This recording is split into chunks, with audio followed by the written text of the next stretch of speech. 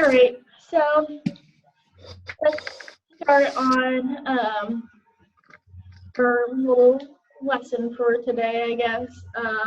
And so we're going to go over voting and political parties. And first, I thought to start us off, I would share a little video. I'm just going to get us on the subject. Let's see if that works. Okay. And so this is on the voting, and it might answer some of your questions about so voter ID laws, why we vote when we do, and stuff like that. I don't think there's sound. Is there no sound? Nope. Okay. May have to just like look it up on our own computers or something. Yeah. Do you guys want to do that, or do you? Because it seems like sharing it isn't sharing the sound as well. You can put subtitles on it. Okay, that's true.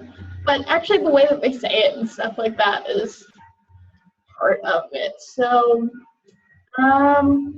yeah, would you guys mind just taking 3 minutes to find this on your devices? Okay.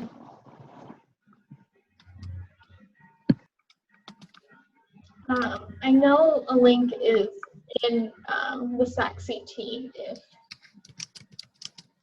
or you can just look up why voting is so flawed in America.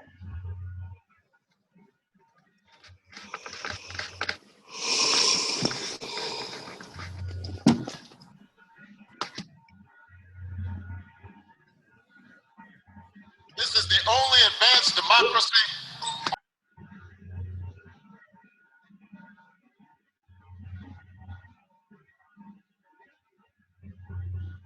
And then, like, raise your hand if you have the video up and stuff like that, because I want to make sure that everybody is looking at it and everything. Okay, Camille, Sandra. You two can put your hands down, because I know you have it.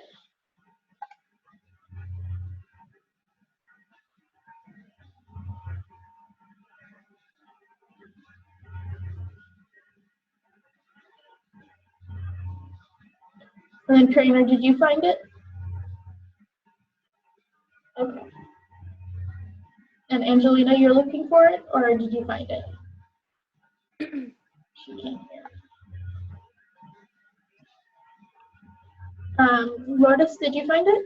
No, I can't find it. Okay. I know there's a link on the SAC-CT page. This is the only advanced. Was that you? Yeah, I think I got it. Okay, cool. And so just mute your mic for Zoom and then you watch the video.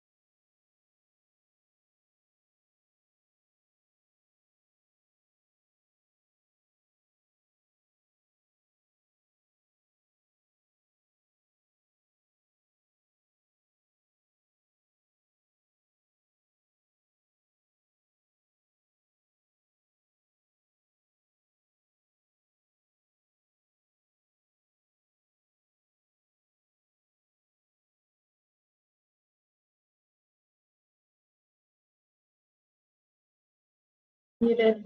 I'm sorry. Elizabeth, do you know what's going on right now? Because I think you just came in, right?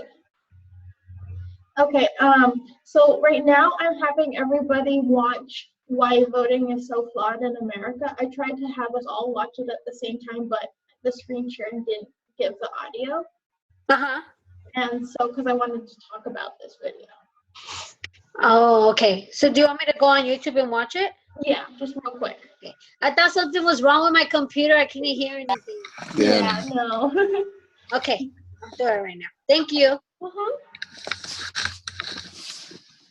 And then can you guys just give me a confirmation if you watched the video all the way through? Yep. Okay, Trina's good. Angelina's good. Sandra, are you good? Have you seen it? Okay, cool.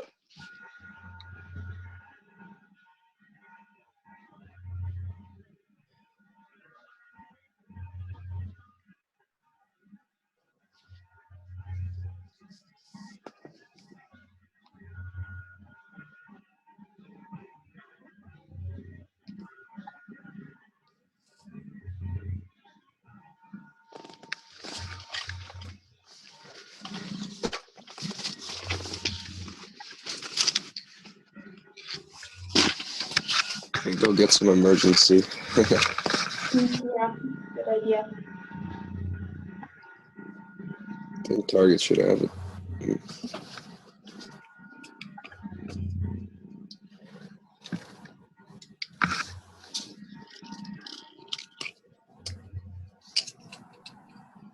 And so, yeah.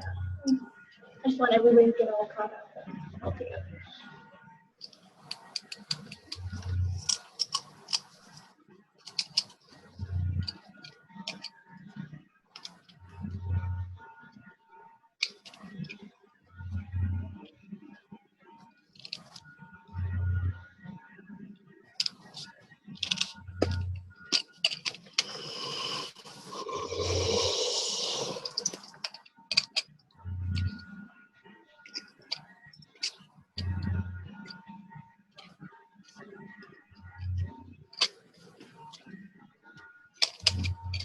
%57%.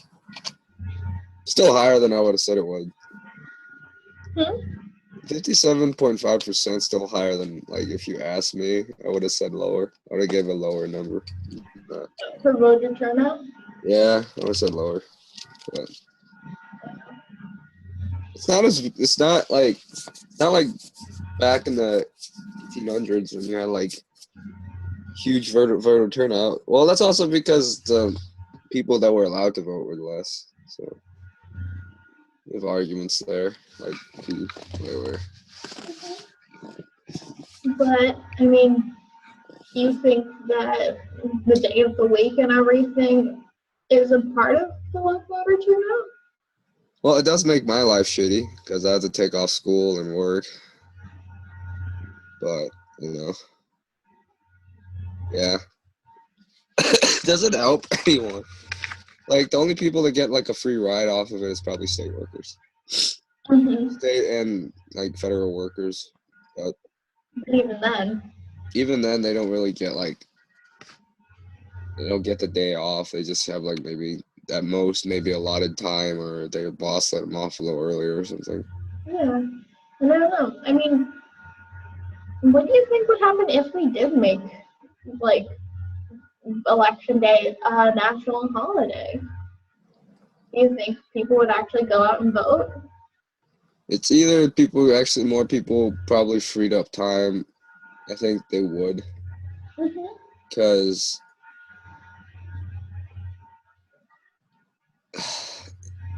when they're talking about like disenfranchisement and stuff like that, and you're talking about the middle class and stuff, that's the amount of people that are most affected by that Voting Rights Act, and that's also the amount of people that are having like more time management based jobs. Like some people hold like 2 or 3 jobs at the same time, and because they might be part-time, so they have to do more than one, and that part-time technically adds up to a full-time job.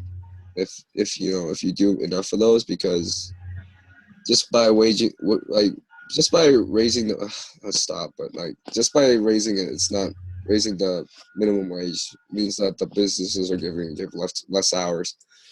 So it's kind of difficult for people. So if you or if you make it a national holiday, it gives them a reason to actually go to vote, especially for the people that the video is talking about that are disenfranchised and mostly affected. Yeah. I'm going to pause right here because I want to bring everybody into the conversation and everything. And so, has everybody watched the 3-minute video? Yes, no, I'm not getting any responses. I think everybody's muted. Yeah, can you guys unmute and give me some actual vocal responses, because I have to scroll through to find you. Because I want to know if I can move on and actually start talking about this. Yep. Yeah. Everybody's good? Okay. Okay. So, first up, what did you guys think of the video? Did it give you any new information? Were you surprised by anything? First impressions. Like I said before, I'm surprised the voter turnout and stuff like that is higher than what I would have said it was. But it's still low in the general idea of things. Mm-hmm. I thought before watching this video, I thought the voter turnout was actually higher than what it said in the video. And I didn't know that, what was it, Belgium, I think? Yeah, I didn't know that, we were lower than, Belgium. So that was surprising.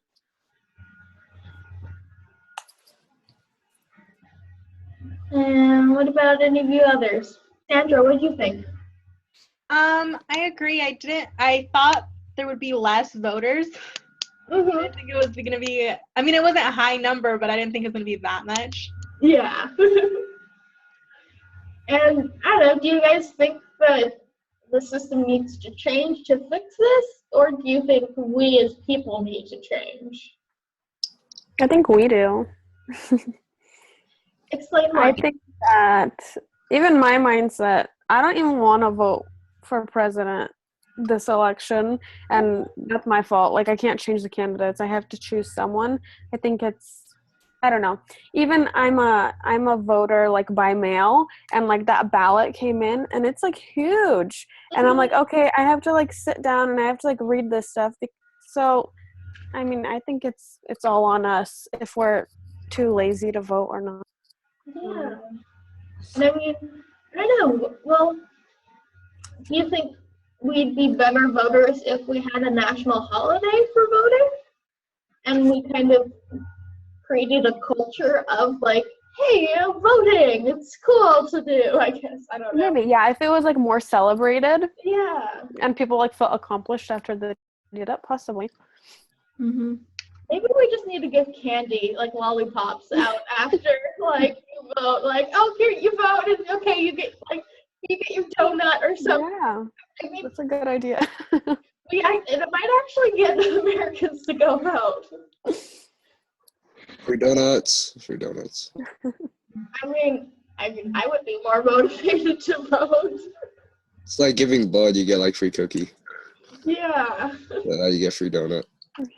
And it's kind of the same thing with blood drives and everything. The way that they get people to donate and stuff is that they give them something. Oh yeah, I think in high school, yeah, that's definitely the reason I gave blood, was to get the free t-shirt. Not trying to sound shallow, but that's honestly why I did it, because you're more motivated if you get something in return. Yeah.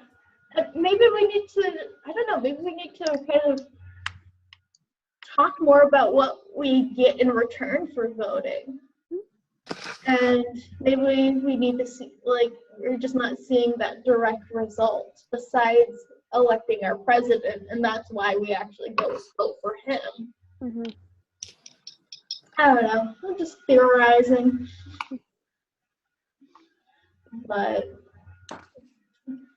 I definitely think it's a problem, though, that we're so unmotivated to go out and vote. Like, even me, somebody who's in politics and everything.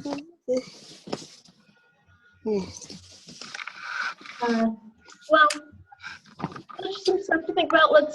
How about we go through the terms on the concept page for the terms and concepts for voting. Sorry, screen is a little wonky because of midterms. So, who can tell me what suffrage is? It's the right to vote. Yep. And so, what would universal suffrage be? Everybody. Oh. Oh, everybody has the right to vote. Yep. And that is what we have here in America.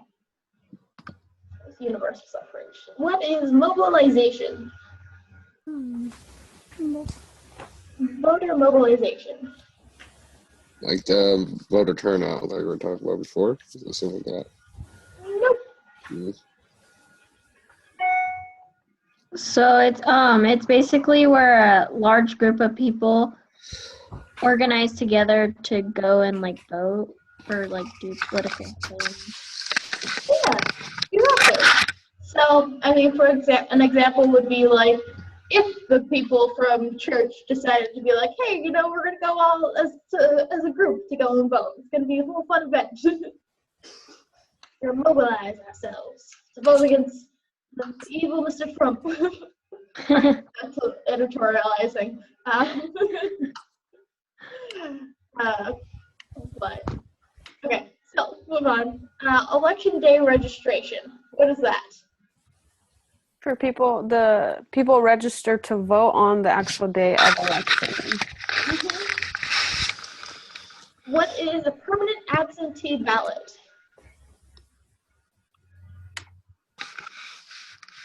That's what I have. I get it sent to my house. The ballot is sent to my house. And is that for only presidential elections? What is that for? Explain that for us. All of them, so that way you don't have to keep requesting it. So permanent is you're always going to be getting them. Yeah, and so this way you're voting by mail. You're a permanent voter by mail, essentially. And this way you don't have to go to a polling place to go and vote. And that's something I'm going to actually be checking off on my own because I bike, so getting to polling places is difficult. Gotta go ask them why. Like, some people still turn it in when they vote by mail. I gotta ask the lady why they do that. Because there's like a little pink box that people drop it in, even if it's vote by mail. I don't know why. Yeah. I don't know. Cause I actually, yeah, I haven't really been to a polling place and stuff like that. So Maybe they don't have to pay for postage. Oh, yeah, sure. that's probably what it is. Because actually, I remember seeing somebody was like, oh yeah, I had to put 2 stamps on my my ballot, my absentee ballot this year to actually mail it off because it was so big. So, postage. Good thinking, Camille. All right, so early voting. What is that?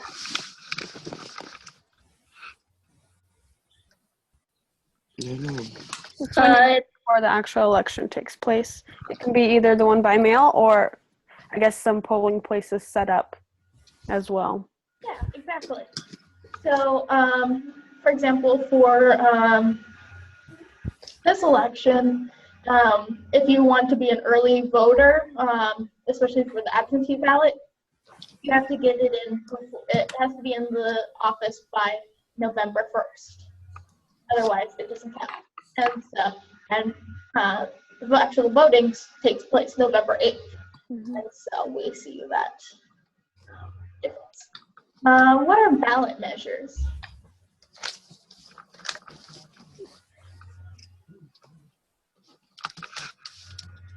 It's a piece of proposed legislation to be approved or rejected by eligible voters. Yeah, exactly. And so both propositions and whatchamacallit, referendums are ballot measures. All right.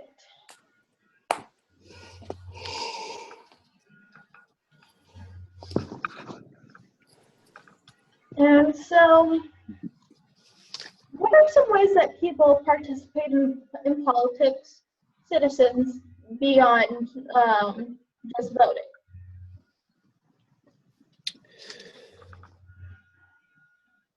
Putting signs on their front lawn. Yeah, I was about to say that. Yeah. And then, what are you doing, trainer? Oh, we're working at the ballot office. Mm-hmm. Volunteering, or, well, no, technically it's work.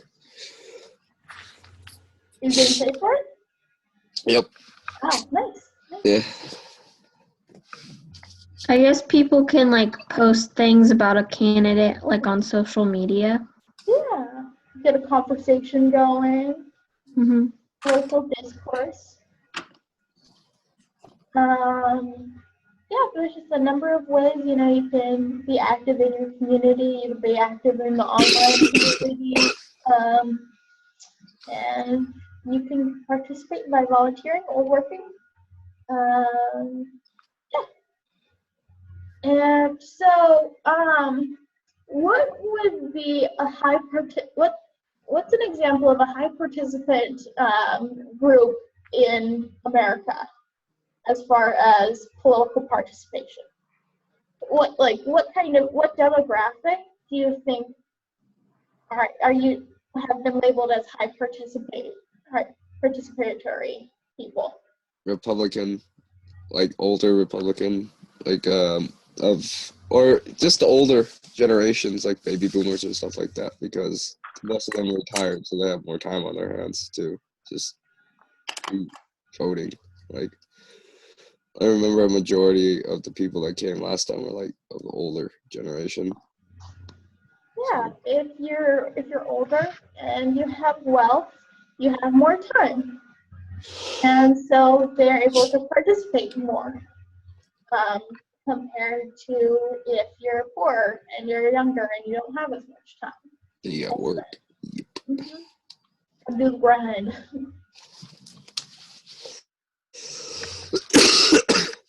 And so, what are some factors that enhance voting turnout, and what are some that impede it? Well, sorry. Yeah, no, go ahead.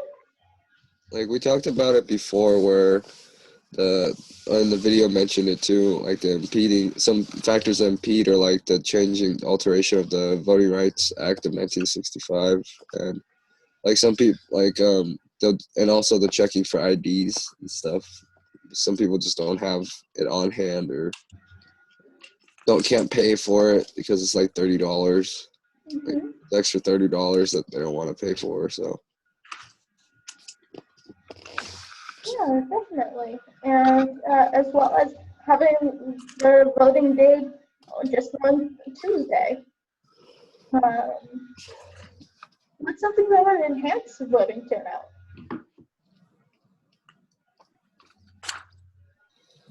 I guess absentee voting. Yeah. You can do it on your own time, and you can take as much time as you want. Exactly.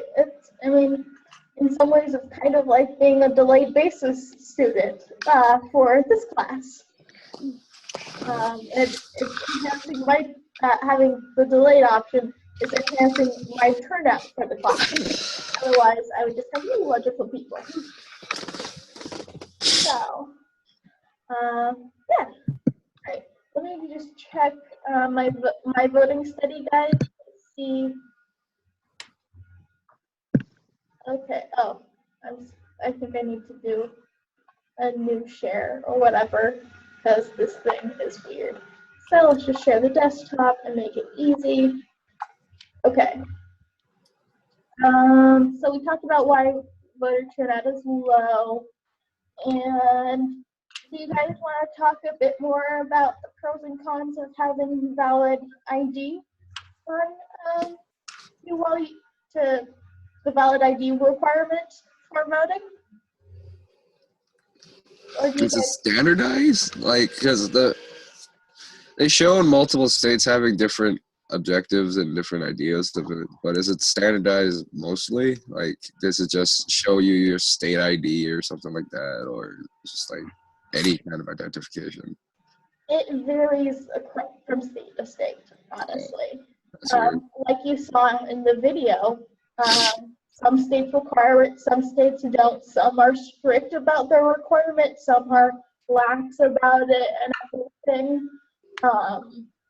So it's kind of confusing, especially if you move from one state to another and you don't know what their ID requirements are for voting. Yep. So, yeah, it's a really interesting case. And I know the professor will be talking a lot about it. And so, what is the purpose of having an ID when you go to vote? To check you off and make sure that you don't vote more than once. Yeah, you don't vote more than once, and you are who you say you are. Mhm. Now, if there's a bunch of polling places and, they're local and, people that you see around in your neighborhood are going to be going to, do you think you're going to, and you decide to do voter fraud, do you think you will easily get away with pretending to be somebody from that community? No. Yeah. I mean, it's pretty obvious, but sometimes when you're from the community, because you're just talking to people, like, "Oh, hey, Steve, how's your day?" "Oh, yeah, yep," something like that, or something. Even if you're introverted, you still usually know one or two people. Mhm. And so it makes it very unlikely for voting fraud to actually happen at a polling place, right? Because I mean, honestly, I'm trying to think of a way that a person could do it, and I'm drawing blanks. Now, for an absentee ballot, how easily do you think could it be for somebody to forge that? I feel like it would be kind of difficult because you're acknowledging the amount of people at your house. So unless it's like maybe during a census, because census happens not so very often, but if there's like if they count by how many people are at your house, so they know who's 18 or over and stuff like that just by the social securities and stuff like that. So it's hard to fraud that as well. What if you are walking around the neighborhood, you go into somebody's mailbox and you see that, oh, they got their absentee ballot in. What if you took it? True. Mhm. Steal it. That's kind of weird, but yeah. But that means that that's one more vote that is voting the way that you want to vote. And think about, like those care homes for older people, and they have the care workers and everything. And usually older people need help filling out things. What do you guys think are the chances, or how easy do you think it would be for one of those care workers to commit voter fraud through the older people's absentee ballots? Very easy. And I'm pretty sure a couple, like, I want to say that it's in R2 that they give this example. It's one. Oh, it's I one? think it's one. Yeah. Okay, yeah. And when they give that example and stuff like that and explain a bit more, I suggest that you guys read up on that. And so, do you guys feel comfortable with the voting material? Yep. Okay. Ready to move on to political parties? Yep. All right. Let us go to political parties with all of our lovely terms. All right. You guys ready to bust through this? Yep. Okay. What are political parties? People with similar agendas, like think tanks and stuff like that. Factioning. Yeah, factions. They are collectives with a common interest vying for public position. Yep. What is citizenship? Right. Somebody who hasn't spoken yet. Identification or support of a particular party or cause. Yeah. So being biased to one side or another.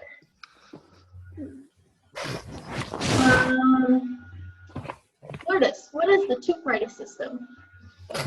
It's a political system in which only two parties have a realistic opportunity to compete effectively for control. Yeah, exactly. And that's what we have. Sandra, what's a nomination? Oh, you're muted. It would be the people choosing. Yeah, so nomination actually only happens within political parties. And so a political party nominates, so basically names a particular person to represent them in the election. So Donald Trump is the Republican nominee, and Hillary Clinton is the Democratic nominee. And then what is a caucus?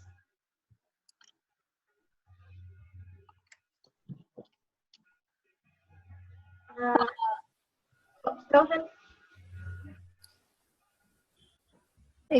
A closed meeting of a political or legislative group to select candidates, plan strategies, and make decisions regarding legislative matters.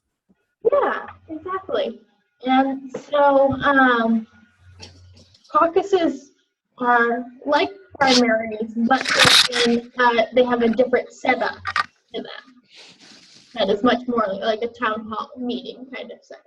So it's like the difference between like a Republican caucus and a Democratic debate or something. No. Or, So some states caucus, while some states primary. oh, okay. Because I was wondering if it's like a separation by party kind of. No. Okay. It's more so the decision of the state, and well, it's actually the decision of the party within that state whether they want to do a caucus or a primary. Okay.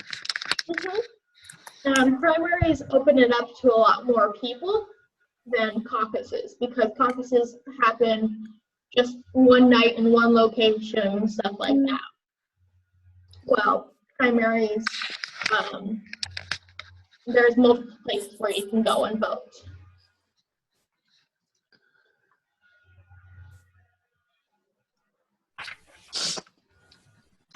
Now, what is a political machine? I have a question about the caucuses. Yeah. So, do those happen before the primaries? So they happen during the primaries. And Oh, everything. And like I said, so some states have a caucus and some states have a primary.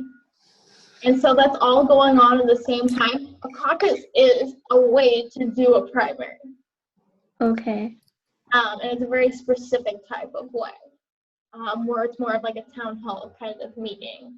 and people are debating and are actively debating amongst each other on who the delegate,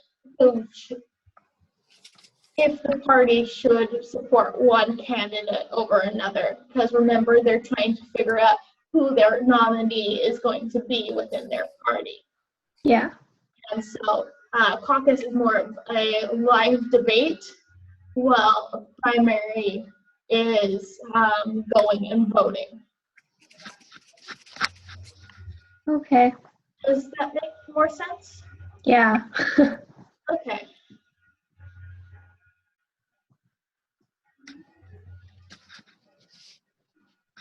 All right. So what is a political machine?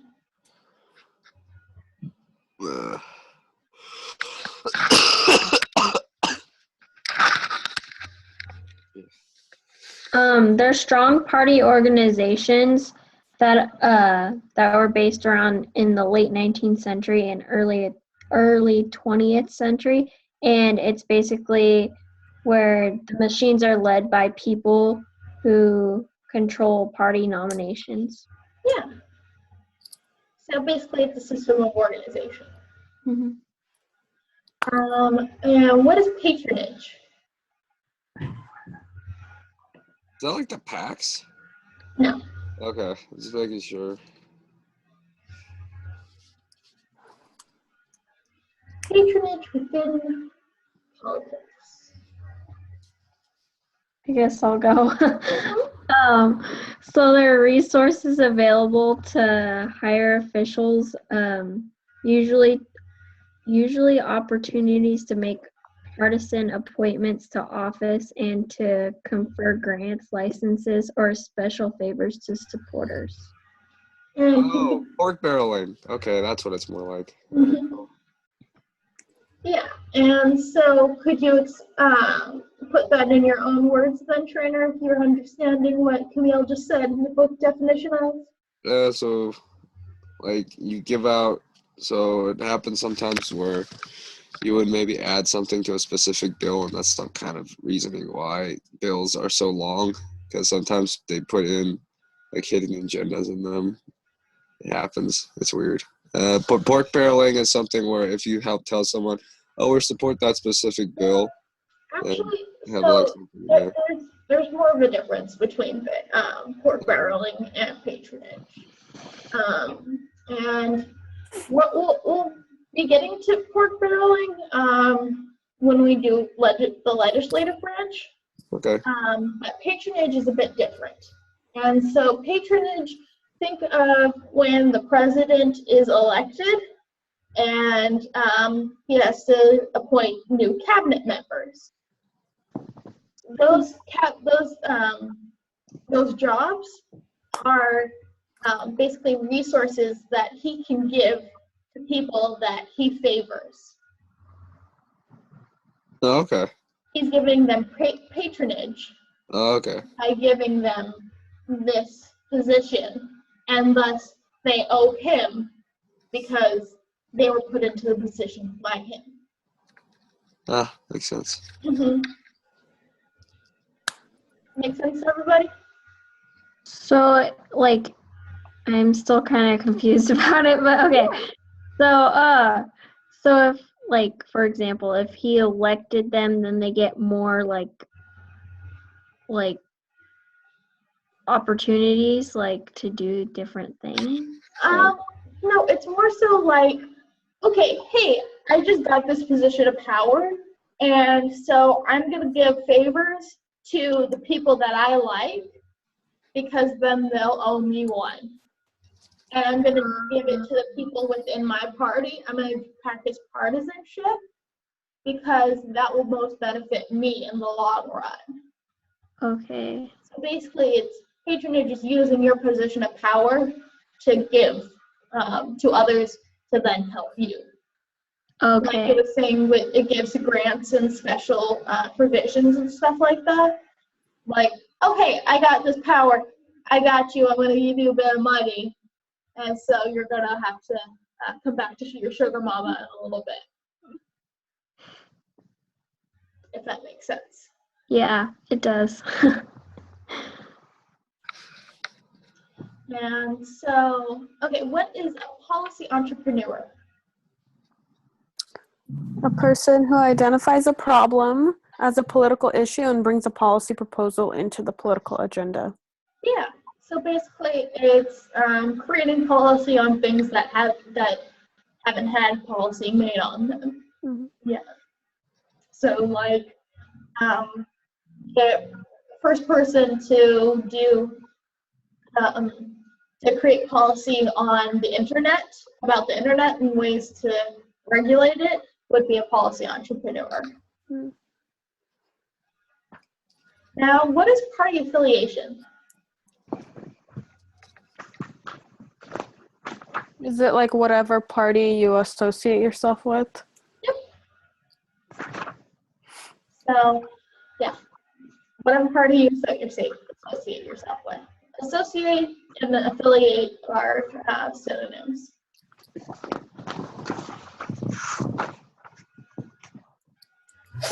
And so what are third parties? Green Party.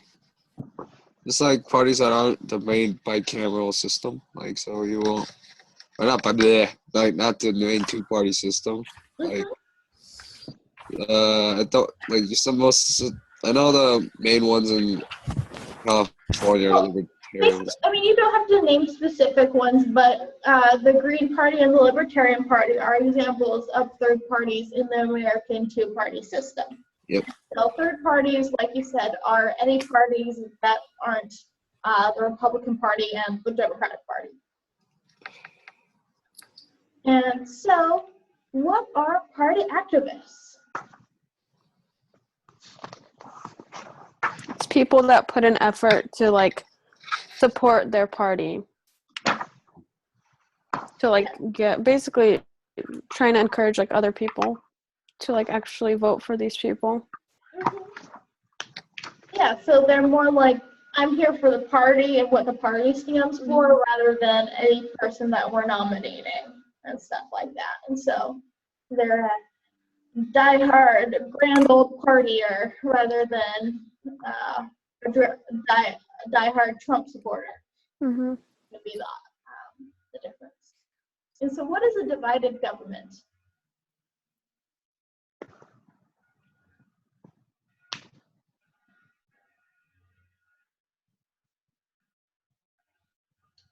What do you think might be a divided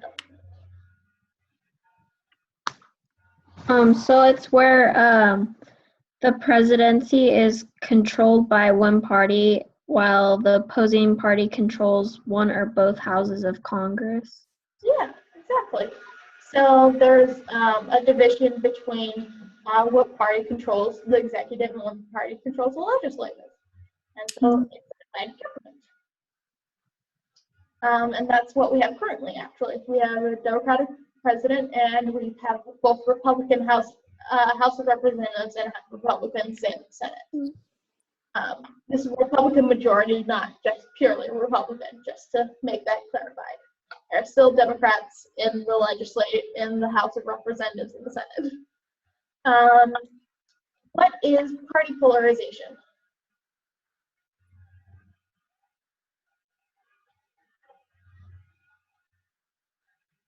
The division between the two major parties on most policy issues.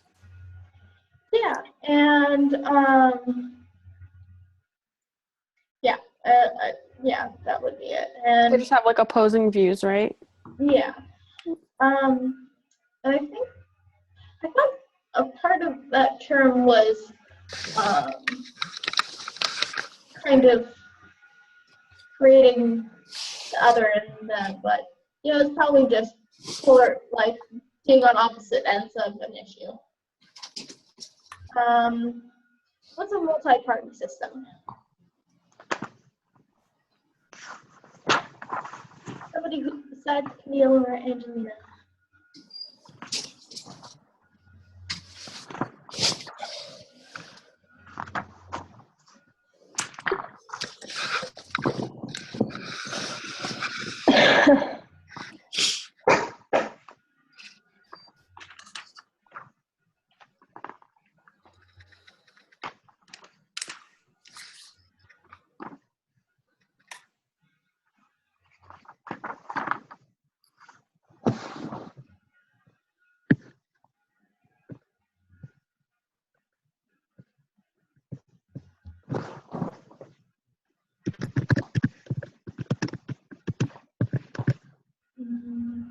Catherine, or do you know what a multi-party system is?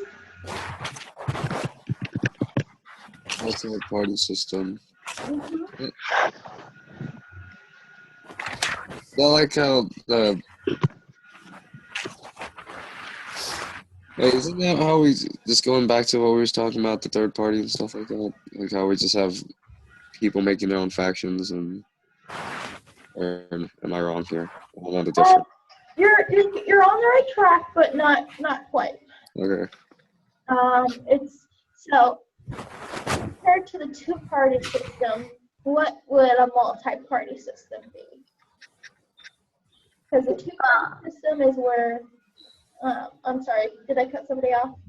Oh, I was just gonna say, isn't it where more than just two parties, like for example, can be like in the legislative branch, so like the Green Party, like the Socialist Party, Democrats, Republicans can all be in the legislature.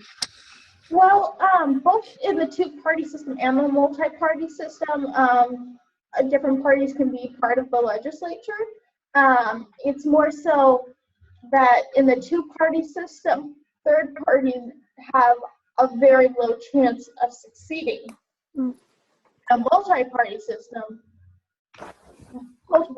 all the different parties all have an equal chance to earn a seat, compared to the two-party system, where it's more likely going to a Democrat or a Republican. While the multi-party, it could go to Democrat, Republican, Green Party, what have you, Tea Party. Do any countries actually have that? Yes. Actually, well, To a lesser extent. yeah, to a lesser extent and stuff like that. And I would say that the UK has more of a multi-party system and everything. And actually, Germany has a multi-party system where things are based off of who gets the most votes total rather than a winner-take-all system. Okay. Mm-hmm. And that's why our system favors two parties, because it's a simple majority system. Whoever gets the majority wins. Well, they're based on plurality. Okay, we have one more. Let's real quick, de-alignment. A movement away from the major political parties. Yeah, and so that's kind of what we're seeing right now. It's just a de-alignment from the two big parties and everything. A lot of people are unhappy with them, and so you're not seeing as much of an affiliation with the party. You're more likely to see independent party people and stuff like that. But yeah, okay. So we're 3 minutes over right now. Sorry about that. But do you guys have any other questions that I can answer before I let you go? No. Nope. All right. I guess I will let you all go then. I will see you tomorrow. Have a good night. Bye. Bye.